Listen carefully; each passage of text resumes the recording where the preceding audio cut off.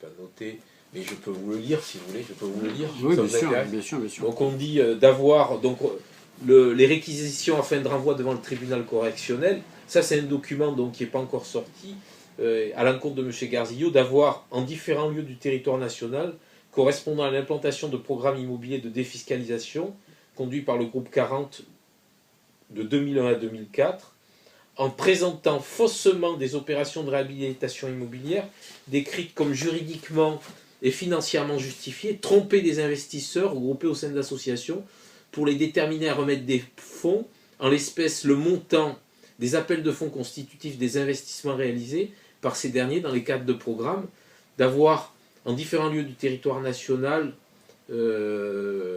détourné des fonds.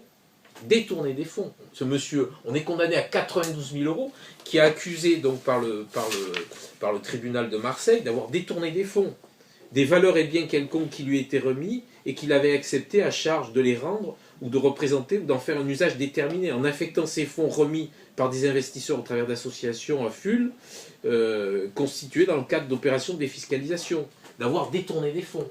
Et quand même, c'est incroyable. On vit dans un pays aujourd'hui, la France, où un journal est condamné à 92 000 euros contre quelqu'un qui est accusé d'avoir détourné des fonds. Il fallait peut-être pas en parler. Et bien voilà, si vous voulez, moi c'est pour ça que je suis dégoûté de la justice de ce pays. Parce que quand vous êtes condamné à 92 000 euros, ce qui est un châtiment exemplaire, et que vous êtes condamné contre quelqu'un qui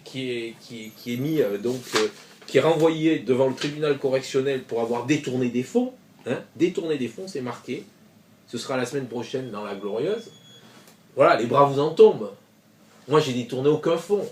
J'ai simplement... Qu'est-ce que j'ai fait, moi? Je vais vous dire ce que j'ai fait. J'ai dénoncé les agissements d'un promoteur spécialisé dans la défiscalisation, qui a fait de nombreuses victimes. Et donc, le but de cet article était d'alerter les personnes qui ont été attirées par ces investissements hasardeux. Et voilà. Alors, moi, j'accepte les sanctions quand je me trompe.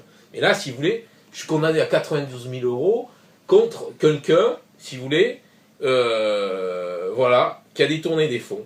Voilà, c'est la France, ça, aujourd'hui. On parle beaucoup de liberté d'expression, de droit. Ah non, mais on ne parle pas de liberté d'expression, on parle de casser la liberté d'expression. Voilà, c'est tout. Voilà, le document, il est là. Je le tiens à votre disposition.